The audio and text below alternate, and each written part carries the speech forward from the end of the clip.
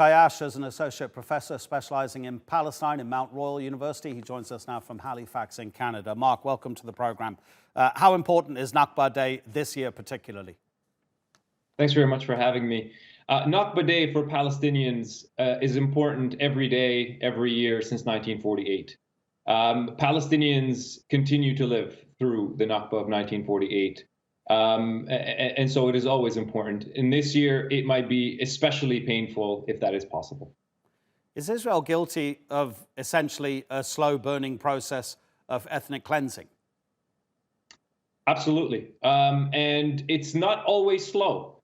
If you look at the entire history of ethnic cleansing in the historic land of Palestine, this is what we mean but when we say it is an ongoing process. Prior to 1948, there was a slow process of ethnic cleansing that started in the early 1900s through various mechanisms, mainly through land purchases, where Zionist groups would buy land and kick the Palestinians off of it and expel them from it. But that amount of land that was stolen from the Palestinians, from which they were ethnically cleansed, only constitutes 10% of what became Israel after the 1948 war. So the overwhelming majority of land that Israel has claimed through war, through 1948, through 1967, and other attacks on Palestinians, that's how Israel was created. That's how the Zionist movement realized its goal of creating exclusive Jewish sovereignty over the entire land of historic Palestine. And what we see today is another slow process.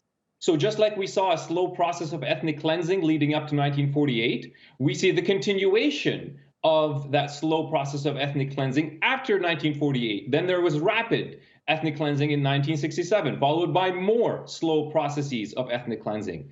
And that leads me to believe that we are only heading towards one path and one path only, which is another mass expulsion, another mass event of ethnic cleansing. I'm not saying that this is going to happen in these particular events, but these particular events are creating momentum for that. Listen to Israelis, Israeli society, not just Israeli politicians, Israeli regular civilians within Israeli society are calling for the genocide of Palestinians in Gaza. They are asking for carpet bombing, for dropping, one person said we'll drop one bomb and end them.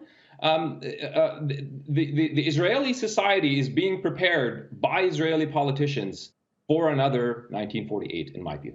And if it is continuing and endless, it suggests that Israel will continue to be able to get away with what it's doing because the Palestinians are almost powerless with what they have compared to the state apparatus of Israel. And therefore it becomes an international issue. That might be the only way to resolve what's going on. But at the moment, Israel seems to have the support which has allowed it to create what Human Rights Watch says is an apartheid system. It absolutely has international support from the most powerful states on earth, and it always has. Again, I bring back the history not just to give you a history lesson, because for Palestinians, this history isn't some past event that happened that can only be read about in books. This is ongoing, to repeat that point. So the Zionist movement knew from the early days that without support from the British Empire, they could not establish exclusive Jewish sovereignty over that land.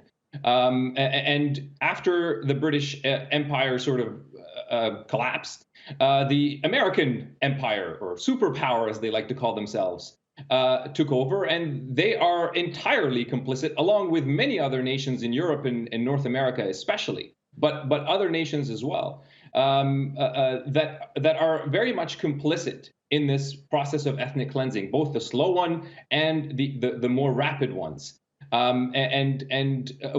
We do need pressure on those countries. We need Americans to pressure the United States. We need Canadians to pressure Canada in order for those countries to start putting pressure on Israel, because that is the only way to make them change their behavior. There can be a future where Jews and Palestinians live side by side together, but that will only be brought forth. That vision will only be realized through pressure on the Israeli Zionist project of exclusive Jewish sovereignty over the land of historic Palestine. Mark Ayyash, thank you so much indeed for joining us, Mark.